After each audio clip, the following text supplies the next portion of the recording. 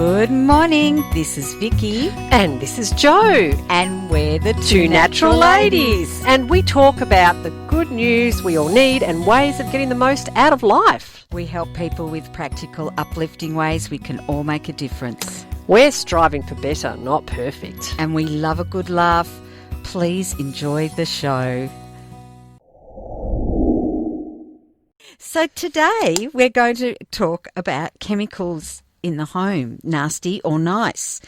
And we know that education and awareness has always been at the heart of all our human advancement. And we also know that with awareness comes change and improvement. And we've experienced the health and environmental costs in using products that cause harm to our families and our environment. And in fact, today is a really good indicator of what's going on at the moment, because we can actually see that leaving the environment alone can actually make a difference to the environment, or being kind to the environment. So this has set up a path over the last almost 30 years of Vicky and I looking into and educating ourselves on what are the chemicals that we use every day and how safe are they, and how can we have a safe and clean home. So this morning, we want to pass on some of the information that we've learnt.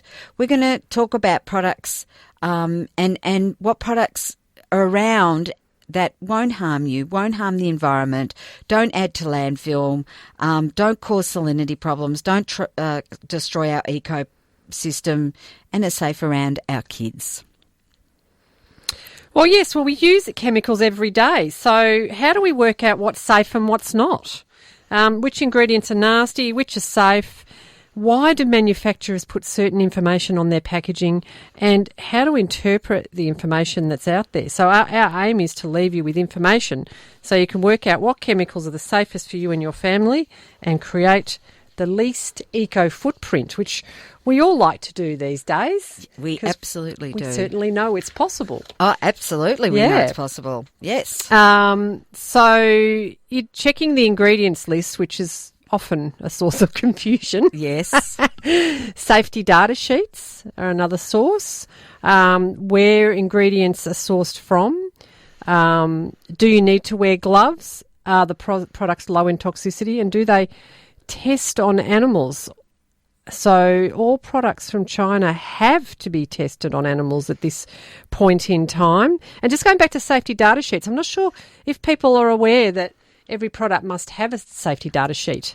Yes. And so, yeah, that is a good source that people may not know about. And I think one of the big things is the misinformation that's out there and the confusion, around things like checking ingredients. Can you find the ingredients? What do the ingredients mean?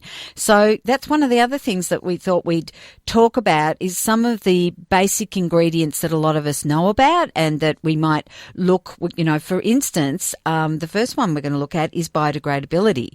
And you'll often see on packaging that it says biodegradable. Well, what does that mean? Does that mean that the ingredients are biodegradable? How much of the ingredients are biodegradable for them to put biodegradability on their packaging? Does it mean that the packaging is biodegradable? So that, just for a start, you've got the minefield of working out what does that mean. So it's interesting. And if we want to look at the meaning of biodegradable, it means capable of being broken down, especially into innocuous products, by the action of living things. That's from the Webster Dictionary. So in a sense, everything is biodegradable because it will break down back into something. They are saying innocuous products or ingredients. So but it can be seen that the word biodegradable just means it breaks back down into what it was. So we often talk about readily biodegradable, which means that it actually will break down into something that won't cause any damage to our environment at all.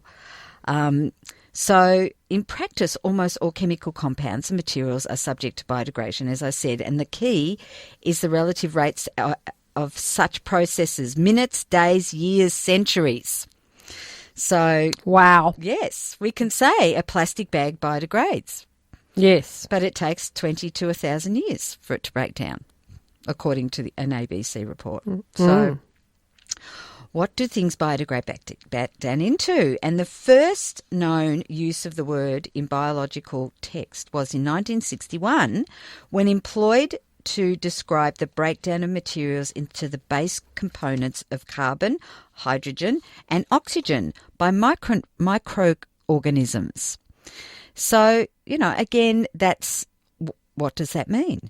So, interestingly, Vicky, you've got a bit of a list here to explain to us about just some facts that we've learnt. Now, unfortunately, I couldn't source where we got this information from. So you just have to believe this. You just have, or tell us we're wrong, and that's okay, because if we've got the wrong, if it's not weeks, it's months or whatever, we're happy to be told. But this is the information we had received, and I'm sure where you sourced it from initially, Jo, was credible. Oh, absolutely. We just can't name it. No, which is very silly of me when I first did this. I should have actually put down the source where we sourced it from. But anyway. Yes. Well, and this is interesting to me because actually I was walking on the beach last night and, gosh, there was so much rubbish on the shore. Like, I think it must have been all the storms that's been stirred up. So I felt like often I'll pick up rubbish along the beach, but right on the shoreline I'm thinking, I've just saved another fish. I've just saved another fish. And my daughter and I, we had a huge, doggy bag full of rubbish by the end. I wish I'd had a bag because I could only pick up what I could carry. Yeah. And I felt like saying to everybody, why aren't you picking up? Because they're all walking around. It's like, pick up 3 pieces of rubbish. Yeah. Wouldn't have taken much. Anyway. So, product. Yes. Paper towel. 2 to 4 weeks time to biodegrade, which is interesting. I thought it'd be quicker. Newspaper, 6 weeks. Apple core, 2 months. Cardboard box, 2 months. Wax-coated milk carton, 3 months. Cotton gloves, 1 to 5 months. Wool gloves, 1 year. Plywood, 1 to 3 years. Painted wooden sticks, 13 years. There you go. That's obviously the paint that's causing the... Plastic bags, 10 to 20 years. Tin cans, 50 years. Disposable diapers or nappies, 50 to 100 years. Plastic bottles, 100 years. Aluminium cans, 200 years. And glass bottles, undetermined. Which I thought was interesting too. I wonder why that's undetermined. I wonder why too. And again, I think all of these things in their phase of breakdown will cause different, create different problems, I suppose, in the environment. I mean, glass bottles assumedly eventually will turn back into sand. Yes. Whereas your plastic bottle and all the plastic wrappers I was picking up yesterday, I'm thinking those are the things that again end up in they'll break apart into little bits, and then fish will eat them and they'll end up in their stomachs. Yes. Yes. And then we wanted to talk about volatile organic compounds, didn't we, Vicky? Oh, just couldn't wait for this one. Oh dear. I must say that this is an interesting one. So the definition is a large group of carbon-based chemicals that enter the air as gases that easily evaporate at room temperature. Now, I just have to point out here, we are not biochemists or chemists of any way, shape or form. So this information has been put together. However, I have checked with a very reputable chemist, and he has... Who we know and love. And his name is Brian McLean. And he has checked the information and he has okayed this information. So, yes, just so you know. So volatile organic compounds often don't have odours. However, many people can smell them when you get really high levels of, I'm just going to call them VOCs, volatile organic compounds, VOCs. And thousands of products have VOCs that we use daily. And the levels inhaled indoor is 2 to 5 times higher than outdoors, which makes sense. So it's examples of VOCs are acetones, benzenes, formaldehyde. And example of products are air fresheners, cleaners and disinfectants, stain removers and solvents. So you can see that they're products that we use in the home. And possible health risks are respiratory problems, allergies, impacts on our immune system, particularly kids, eyes, ears and nose and throat irritations, headaches, nausea, and, high exposures can cause other problems as well. So it's just something, again, it's to be aware of. This is not about scaring people and freaking them out. This is about just pointing it out and letting you know that there are other products out there that don't cause these problems. So, yes, that's right. Being aware, then we can do something about it. Exactly. Yeah. Yes. So organic and renewable and natural. I like those words. You do. Yes. Well, so do I. We are two natural ladies after all, and we're right. organic, So looking at where ingredients are sourced, are the ingredients sourced from renewable and sustainable places? Natural products, what does that mean even? So existing in or derived from nature, not made or caused by humankind. So all of the chemicals used to make the ingredients that go into cleaning products are found in nature. Very few chemicals extracted from plants or earth are used without further processing to obtain ingredients that perform a cleaning function. Thus the term natural to describe a final product can be misleading. This is a big one, isn't it? Because you often see on products it says, natural shampoo, natural, I don't know, whatever that it says. And often we get asked, are your products natural? And the thing is that's what we're saying here, that it can be misleading because an apple is natural. You pick it from the tree. But if you mix apples and oranges together and make a juice, it's officially not natural because you have created a chemical thing. Yes. Well, and the other one I get is the organic. Yes. Organic. And yes, one can, strictly speaking, and we've been trained by a chemist on this, strictly speaking, you can put some organic, you can get some organic ingredients, but once you process them into a product, like you were saying, the two organic ingredients, but you mix it with other things, then the end product is not necessarily organic. Yes. So what we love to do is because we're interested in educating and information, we love to actually let people know the facts. Yeah, we do. So organic simply means, this is interesting, carbon-based. Mm-hmm. So many products have natural organic ingredients in them, but are they safe and best for us? So petrochemicals, e.g. benzene, is a natural organic ingredient. Yet health issues associated with products with benzene in them can be quite common. So some products or cleaners with benzene, furniture wax, paint, lacquer, varnish removers, detergents, dry cleaning, paint, lacquer and varnish removers. I said that already. Well, it was there to say twice, wasn't it? Emphasise that point. Well, and that, again, it's a real minefield, and I think this is one of the things that we love doing is just trying to extract that information for people, because I know people, and I think even more, we've got people at home now who are probably using air fresheners more, and you know what I mean. We're all at home, and therefore it's great for people to know this information, and then they can make informed decisions. So I think that's one of the big things that we love to do is inform, let people know what's going on, and then people can make a decision of where they want to go to from there. We're back, two natural ladies, and my problem has been fixed. Thank heavens for that. I thought Vicky would have this problem for a very long time, but no, we've fixed it. Well, it's only one of my problems.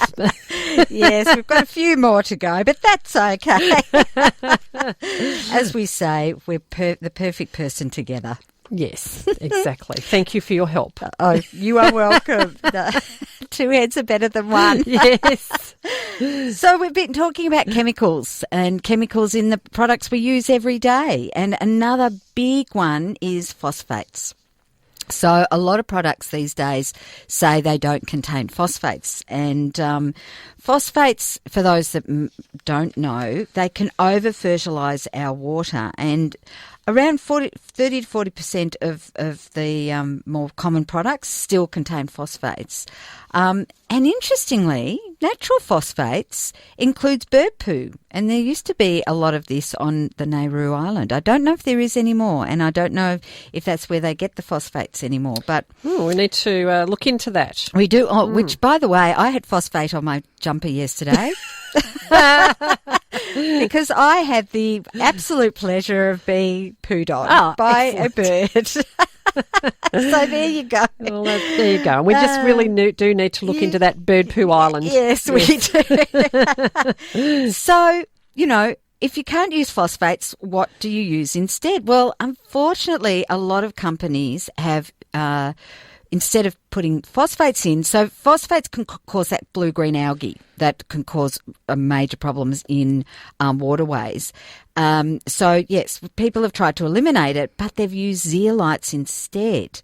And this is an aluminium silicate, so it's a glassy solution. Around 40 natural zeolites, there are around 40 natural zeolites, but they're not used. There are hundreds of synthetic zeolites which are cheaper and more efficient, but unfortunately they are insoluble and they deposit calcium and other heavy metals into our waterways. They remain active, they don't break down, and they don't rinse out of our clothes, so they actually cause wear and tear, and they can cause abnormalities in marine life. So have a look at the ingredients, because a lot of people go, oh, my product doesn't have phosphates, but when you look at the ingredients, it's got zeolites. And my recommendation is stay away from zeolites. Our recommendation. Yes, and fillers. So fillers are another big one. They bulk up the product in some cases, in some products. And it's normally can be like salt in powders and water in liquids. Victoria and other states have a major salinity problem due to the large amount of sodium dumped into our waterways, so it'd be good to reduce that. In 2010, the amount of salinity attributed to household products at the Werribee treatment plant was 10%, and at the smaller Carrum treatment plant, 30 to 50%. And that was 10 years ago, so you can imagine that's only increased. So no government legislation for what is used as a filler is in place. So up to 60% of a product can be filler, so that's 60%. Yeah, which does nothing. It is exactly what it says. It's a filler. It just fills the container and you're paying for something that does nothing for your cleaning whatsoever. And tricks you into thinking you're buying active, like 100% active product. And in fact, it can get into the fibres of your clothing and wear them down. And some people are very reactive to them as well. Yes, like skin irritations, and also can clog up washing and dishwashing machines. Yes. Goodness me. So. Yep. Oh, sorry. I just realised. So anyway, that's fine. So grey water and water treatment systems as well. And this is a big one. We have people with grey water systems or water treatment systems, and they say, we can't use certain products because they can ruin their biocycle systems, etc. So obviously grey water is one of the big ones. And probably, 15 years ago when we had that real water drought and everyone was starting to use grey water systems or putting their water out onto the garden. Yep. And both you and I had when we were had our houses back. Oh, well, we've still got a house, but we're still living in a house. When we had our other houses, yes, our other houses, we had grey water systems, and you've got to watch out for the pH of your products that you're using, particularly your laundry products, because otherwise you can kill your plants. And there's the rules and everything about what plants you shouldn't really use grey water for root plants, etc., but it's a completely other source conversation. But so you've got to look at products that are low in salt. I'll just say that about that. My garden was thriving at that time because we were using grey water on the garden. I was even I was very keen. I would even bucket the water, the kids' bath water out onto the garden. Yes. So, I mean, that was a good gym workout. It was. Yes. Yeah. And you were using products that didn't have, wasn't high in salt and didn't have soaps. And so we, and septic and other treatment systems, it's a fragile chemical balance and they need healthy bacteria and enzymes in the system. So excessive or improper use of chemicals will actually poison that health system. And I've had people, and apparently it costs thousands. If you ruin your, the enzyme system in your septic system, it can cost a lot. Wow. So people are very, very careful about that. Right. And it's most supermarket brands have that ability to kill the healthy bacteria. Is that right? Correct. Yeah. Yes. So we both had a grey water system in our family for many years, as we just mentioned, and your garden was thriving as well. It was great. Yes. Yeah. And I just loved the idea of saving water too. So it's always a good thing. Yes, and feeling like there's just a little thing that we can easily do amongst our raising our kids that makes a big difference in the world. So safe for you and safe for your family and the environment. That's what we're talking about. We love to feel that we're doing our bit. So general risks to health. So people with lowered immune systems, cancer, Crohn's disease, Parkinson's, risk to animals, licking dishwasher and couch. Yes, there you go. So when we're using products they're more harmful to our environment, they're also more harmful to us. So people who are vulnerable, and animals are included in that, that can cause more issues rather than less. And if we've got something that can cause less issues, why not do it? Yeah, well, it makes sense when you think of people with lowered immune systems. You don't want to be putting a bigger toxic load on. So if again, it's like. And I think often people don't look at their normal chemicals. They don't think about the laundry products and the cleaning products they're using because they're thinking about other things, which of course is absolutely appropriate. But these can make a difference. So yes. So we've got here licking dishwasher and couch for the animals. Even children. Yes.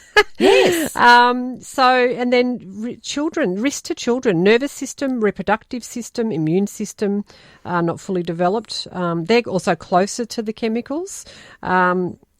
So lack of hygiene because they don't think about washing their hands before they touch everything, and more exposure to danger. So and some can even have permanent injury if they've got into the dishwashing powder in the leftover sludge that's sometimes sitting in the dishwasher door can cause major problems. It can, yes.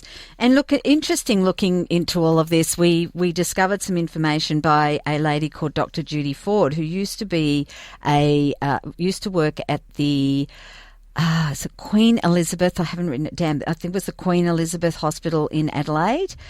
She then created a private practice, and she'd written a book called It Takes Two, which was about infertility.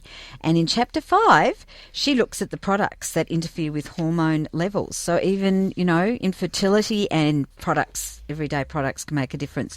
So solvents, ammonia, detergents, shampoos, antiperspirants, these can all make a difference to how your body reacts to getting pregnant. And there was also a documentary on the disappearing male, which was talking about the increase in hormonal issues with young men, and genital deformities in animals, fish and lizards. So because they can use an artificial estrogen in laundry products, which is just bizarre. But there you go. There you go. Gosh.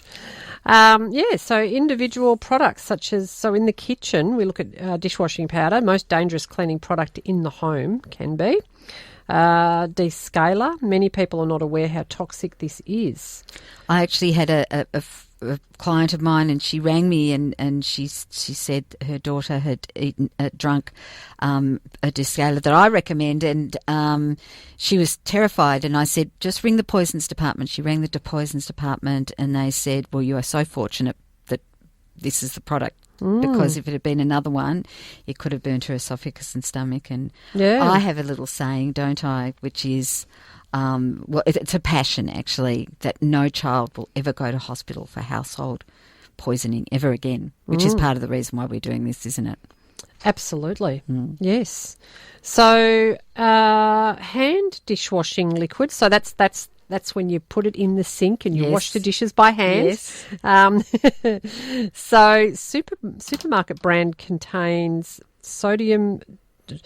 You made me read this out. Sodium dodoclybenzene. Did I say that right? No, but that's okay. Good O. Can you say it? Dodeclybenzene. No, the chemists out there listening will be going, they'll be shaking their heads and... We have to get them in so they can just say all these complicated names for us. So the sulfonic acid is the other two words. It's a petrochemical. So, yes, a great cleaner that is harsh on skin and causes rashes and redness. So that's why people often use gloves when washing the dishes. Correct. Yes. And I suppose the hot water as well, if they want to make it really, really hot. Yes. Yeah. Yes. So laundry, washing machine, fillers and phosphates, which we've covered before, active ingredients used, and what are we saying here, Jo? So basically we're looking at what are the active ingredients that are used. Are the active ingredients used, readily biodegradable? Thank you. Yeah. Sensitivities to dyes and perfumes. Yes, that's a big one. Grey water, which we've covered. Pre-spot stain remover, 80% can be 80% kerosene or hydroxide, which is corrosive. Doesn't smell too good either. No, no. Vapours can cause eye irritation, skin irritation. And like I said, isn't that great to breathe in? No, let alone if your kids decide to drink some of it. Yes, and then we've got pre-soak. So chlorine can be chlorine-based. It's often a bleach, and you're putting that onto nappies, which goes onto sensitive bottoms and can cause rashes. It's a bit different now, isn't it, actually, because when my now 28-and-a-half-year-old was a baby, I was using cloth nappies. I used cloth nappies with all my kids, and he was getting nappy rash until I discovered a pre-soak that didn't give him nappy rash. But these days they have a lot of eco nappies that you can buy that actually you don't need to use a pre-wash or pre-soak. You can just wash them. Oh, yes. So I don't know a lot about them because my kids unfortunately were grown up before. And of course they actually are like the disposable nappy. They've got all the Velcro and everything. Whereas of course in our day you had to use pins and, and you had to have a degree to fold the nappy. Yes. That was like you couldn't leave hospital until you had to pass the putting the nappy on. Yes. Before you could leave. No, oh dear. But then there's the bathroom, and I have to say that this is another big one because you're in an enclosed space. And I remember a girlfriend of mine saying, I have to find something different for my cleaner. She had a cleaner because my cleaner is coughing and spluttering all the time when she's cleaning my bathroom. And I can't stand listening to that, and knowing what it's doing to her, So you've got chlorine beaches. They're often extremely alkaline with a pH of 13 plus. The active ingredients can include things like sodium hypochlorite, strong mineral acids, oxalic acid, sodium bisulfate. And they can cause things like dizziness, headaches, skin allergies, and they can be corrosive to the skin, sore throats, coughing, wheezing, and red, itchy eyes, and they can cause worse things as well, and let alone if they're inhaled or ingested. So Yeah, it's again, look at the ingredients of the things that you're buying and see what you can find. Mm. Air fresheners is another one we talked about before, volatile organic compounds, so they can cause some respiratory problems, and they can also be environmental issues. And now this is something people I don't think know with air fresheners. Then there's a few out there that talk about how they can kill 99% of germs or whatever, but they'll only kill the bacteria on contact. Right. So people need to know you can't just spray around, and go, oh, that whole room is now disinfected, because it's not. It'll only be disinfected where there's been contact. If you could see my hands, you'd know. Yes. Vicky's right. And then there's antibacterial gels. They're a hot topic at the moment, aren't exactly. they? The hand sanitizers. Triclosan is in a lot of them, and they've actually been found in breast milk. So, it goes into your blood system. So it can affect estrogen levels, can contact dermatitis, and a lot of people who are in, nurses, etc., in hospitals, they've often talked about how their hands get really dry, and they affect waterways and marine life. Alcohol poisoning when ingested, and I know that some kids in kindergartens have had that happen. So that's the other one. Right. That's interesting. Yes, and that the triclosan is found in breast milk, blood and urine samples, so it gets in. It does. Marge. It gets in. Is it Marge? Oh, yeah. Or is that? That's You're soaking in it. Yeah, you're soaking. I think. Got my 20, 30-year-old ads confused. Oh, I think they're even older than that, actually. Goodness Yes. me. Okay, so shampoos. So shampoo, they often contain soap and silicone, interestingly. So soap, all bars of soap have a high pH between 8.7 to 11, which is not conducive to our skin. Our skin pH is around 6, so we like to aim for around there, so that we're not irritating our skin. And we don't want to cause allergies. And soap scum is a big one. We like to reduce our housework, don't we, Jo? Mm-hmm. So, yes, so we don't want to have too much soap scum going on if possible, which is cakes of soap can do that. That's right. Well, we're back, two natural ladies, and we're talking about the, very exciting topic of chemicals in the home. Yes. I hope that the people out there are enjoying this. It's certainly something I find really interesting, and I think often we don't know what's the right information. So it's good to just hear it, and you don't even have to take our word for it. Go out there and have a look and check it out. It's really about informing yourself and doing a bit of research. So, and it can make a big difference. That's right. So we're just pointing to more research that can be done. It's true actually, because I think it's those fleeting moments where we're in the supermarket or shopping, thinking about shopping, where we're like, just those fleeting thoughts like, oh, is that safe? Or, I really need to check that out. And then we just don't because something else distracts us and we get busy. So it's just a little bit of a focused time now to just spend that time looking into it a little bit further. Yes. Okay. And if anybody's got any questions, we're more than happy to talk about them. So, answer questions. So, yes. And if we don't know the answers, we'll find you the answers. That's right. Yes. Please ask questions. Go to our Facebook page and, absolutely. So we're all about, keeping things out in the open as much as possible. Absolutely. And being informed. Yes. So anyway, I'll keep going on soap and etc. So we were talking about soap scum. Soap scum. Yes. There's a problem. Yes, because it creates more housework. It does. Yes. It does, and that we've got an acid mantle on our skin, which I didn't know existed, which actually protects our skin, and soap can often strip that back. Yes, and particularly for babies and the young ones, we want to protect their skin.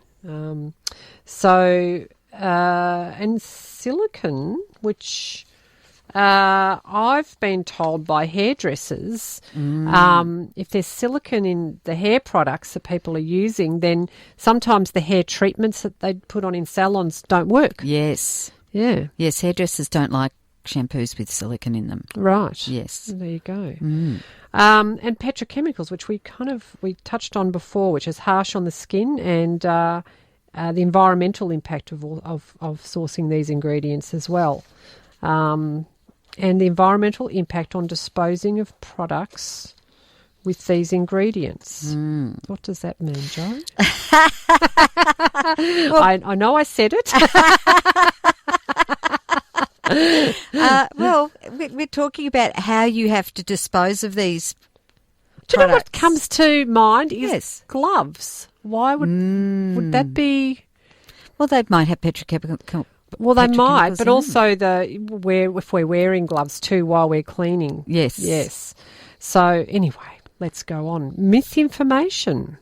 Yes, this is a good one, isn't it? Yes. Challenges for manufacturers committed to providing natural products. Because, and I suppose that's what we're talking about now, is there is confusion, and there can be different people will say different things. So before you know it, you've got myth information. Yes. And I don't have a lisp.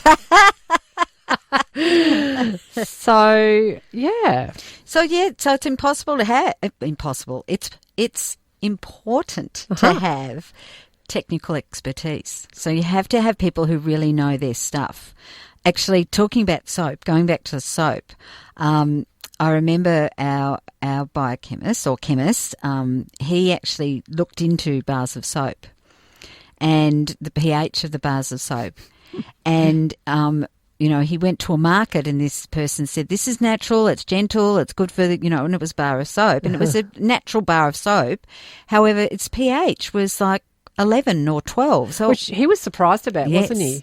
Yeah. And the one that had the least out of all the bars of soap, and he got like 100 bars of soap, was the one, still was high, from Buckingham Palace.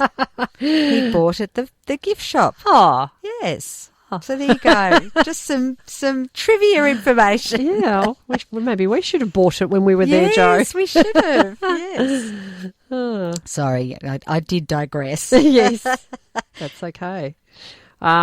Yes, so marketing scare tactics. This sounds exciting. So can we just go back? Yeah, sure. To harmony of science and nature. Oh, that sounds better. I like that. Yes. Research and development. That's a really big one too, and not 6 months research, years of research you need. You do. Yeah. Yes. To create the gentlest, safest products. Yes.